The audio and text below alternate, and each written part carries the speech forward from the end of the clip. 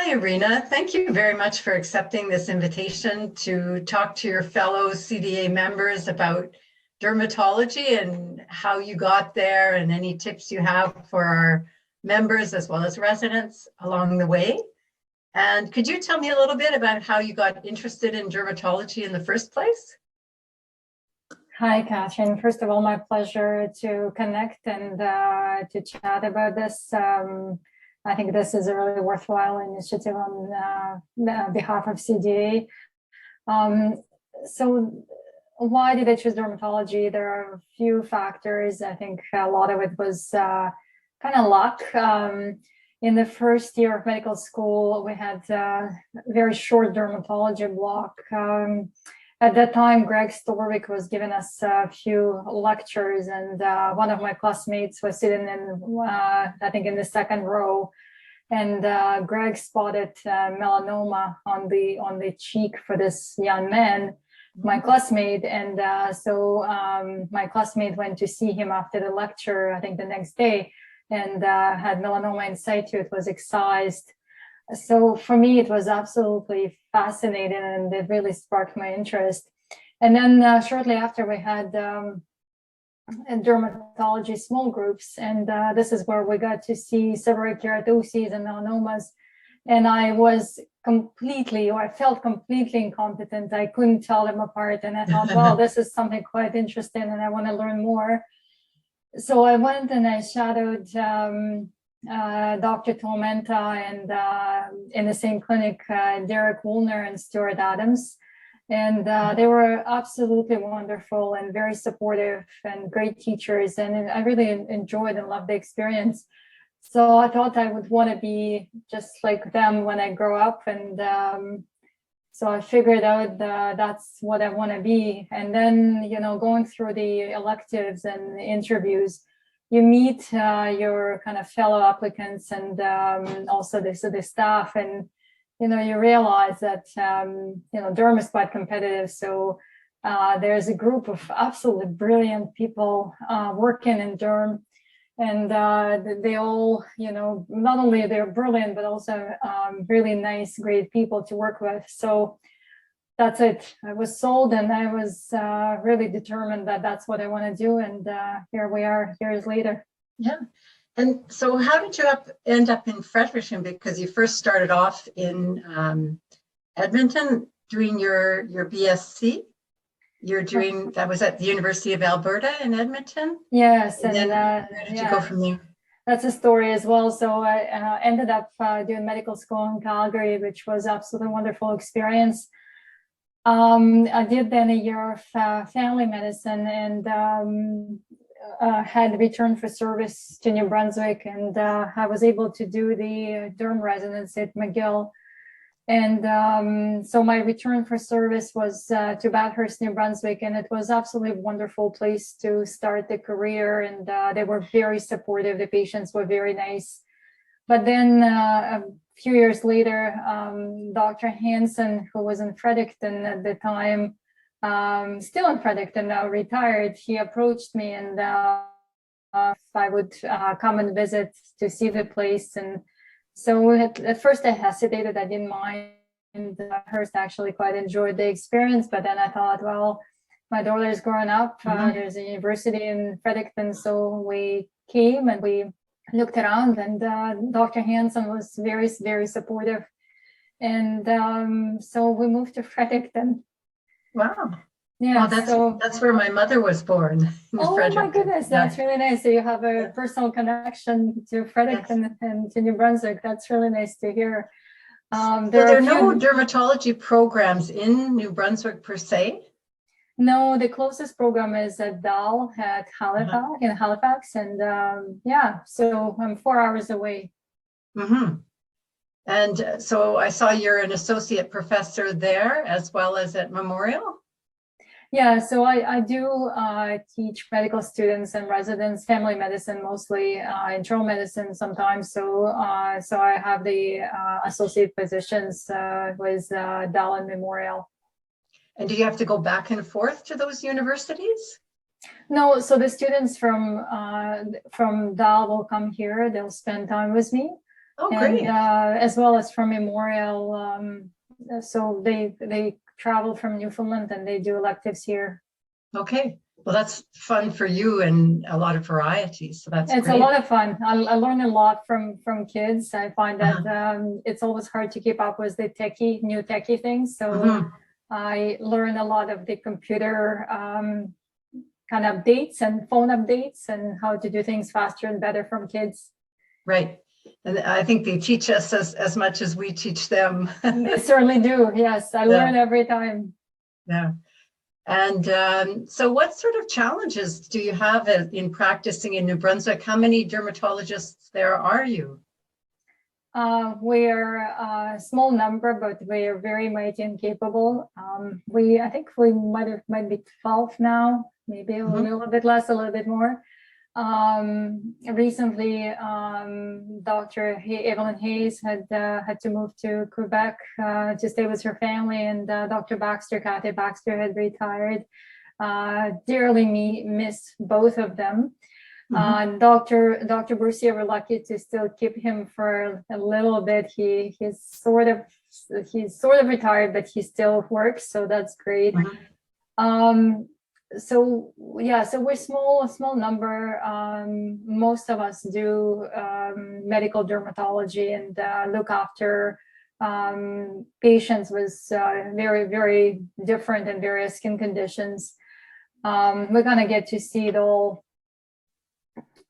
In terms of the challenges, I feel that there are more pressures from the government. There's more public scrutiny as well. Over the years, I feel that the billing fees and codes haven't been adjusted to kind of catch up with the rate of the inflation, and I think that's across the country, not unique to New Brunswick. And staffing issues with COVID, and the COVID certainly had been another curveball trying to manage the medical practice. So it is fun to be where I'm at. I have a great quality of life and great quality of practice, and I'm the only dermatologist in Fredericton, and and you run your own practice also? And I love I run my own practice, and so I do like all the sort of the medical work, but also the kind of admin work for the office in terms of the hiring and and everything else for the office. I oversee that, but that's when I get help, and we also do clinical trials as well, which is also part of my clinical practice too, which I much enjoy. Yes, so I saw you are part of probity research, and that too is another dimension of your practice, which is interesting and challenging. It keeps to the front the new medications coming out for our inflammatory skin disorders. So that's quite exciting. Absolutely, really enjoy the clinical trial work. Kind of keeps us all up to date and engaged in new development, and our patients are certainly very appreciative of that. So how many staff do you have at your clinic? I have 2 full-time nurses and 2 admin staff, and then I often have students who help around as well. So I find that many days it's not really clear how many staff I have, because there are people that are kind of working around, but it's all great. So we have 4 to 5 full-time, and the rest are all part-time, and many of them are students interested in medicine or trying to do some other careers. So it's nice to employ them, but also it's nice to kind of help them out in the career planning, and do a little bit of a mentorship role as well. And how do you make sure that you get medical cases? Like, who does the referring? Is it the primary care doctor who's the gatekeeper? Yeah, so most of the time would be primary care providers. Nowadays, it's family physicians and nurse practitioners, and also specialists, of course. Okay. And do you do the triage of your consultations, or is there somebody? Yes, I do. I do the triage as well. Oh, yes. so that's difficult also. It takes time, but you know what? I do find that it gives me control. Also, with the COVID, we had staffing changes, so and I do find that it takes time for the nurses to really learn the triage. So with like I've had over time, I've had times where some of the nurses helped with this, but I still feel that when I triage, I'm fully in control, and there's often when you see the patient, you remember the stories when you've read the consult letters. True. So I do find it helpful. Yeah, I find that triage takes me a good half hour a day.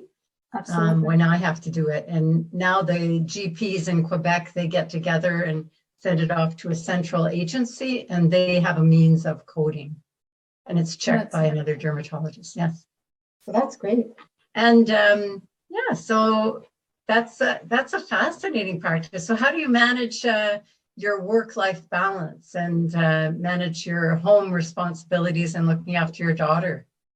I have a very supportive family. My daughter's grown up, so she is on her own. She doesn't need too much of my care anymore. But it's great. You know what, I find that one of the advantages of dermatology, you can work really hard, but also you can back off and have some slower time if you need to. Overall, over the years, it's been a great career, and I really enjoy and having supportive family certainly helps. So over the years, they're really my sort of backup, if we could say that. And after a day, you come home, and it doesn't matter if it was a busy day, a light day, or sometimes a crazy day. They're always there for me, and it's absolutely wonderful to have them. And we do have a dog, so he is now taking the place of the child of the kid. Wow. And it's great to see him at the end of the day or on the weekends. Always happy to see everyone. That's great. Well, I had to do the same thing, get a dog when the kids moved out. So tell me, how has the CDA played a role in your life, and how do you envisage its raison d'être? Right.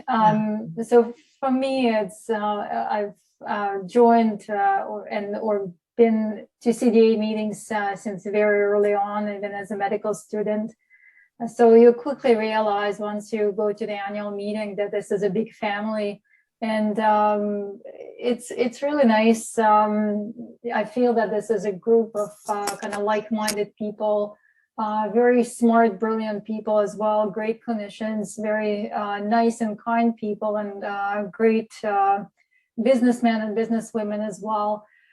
So for me, it's been big family, and I'm very proud and privileged to be part of this family. And I really value my CDA membership and all what I have been sort of part of over the years. And really has had have had great experiences being on the board and being CDA treasurer as well. Learned a lot, has been a humbling experience, and really kind of, I find that it really kind of shapes you as an individual, but also as a professional as well. My goodness. Yeah, I remember you being the treasurer and how tough that job is, actually. And wasn't easy, but it was great. I really had great support as well. And I've learned a lot. Great. Well, I think that people across Canada will be happy to learn about your path, Irina, and the enthusiasm you bring to our specialty and the professionalism. You've chosen to do medical dermatology and do it really well, have the research component, run your own business. It's really quite inspiring. And tell me, can you leave us with a funny excerpt of something that happened to you along the way in dermatology? Many stories. One story comes to mind. I just started my practice. I remember doing biopsy, and at the time the nurse was helping out, and I left the specimen bottle for her to pick it up. And, I come back, everything is gone. Later on, the patient comes back to review the results, and the result is not there. We call the hospital, check the database. They never received the specimen. So this really got me worried, and I couldn't figure out what's happening. And then the patient says, "Oh, I didn't realize that it was supposed to be going to the hospital. I actually took it." So he took it home, and it was placed on his, the fireplace mantle as a souvenir. Oh my goodness! So you were able to get it back and analyze So it. we were able to get it back and get it analyzed, but it was Imagine, quite a I've never funny heard story. that one. I've had biopsies fall on the floor and, and be mislabeled, myself included, mislabeling things. And but that one, whoa. So that's another story. So now I'm very careful where I leave the specimens and making sure that they go to the hospital and not taking medications. We had a nice resolution to that story. That's great. It was a happy end. Yes, thank you. Well, I'm sure everyone's going to enjoy reviewing this video with us, and I thank you so much for bringing light to the path of dermatology you've had, and you're a great representative of Canadian dermatologists, and we could all aspire to be like you are, Irina, really, because you seem to have a really interesting practice, and that part of business that I wouldn't be able to handle myself. I think that's great. Thank you very much, and thank you very much again to CDA, and thank you for your time and doing your job as well. Super important, and we're all very appreciative. Thank you so much. Okay, good night. Good night. Thanks again. Yeah, bye-bye. Bye.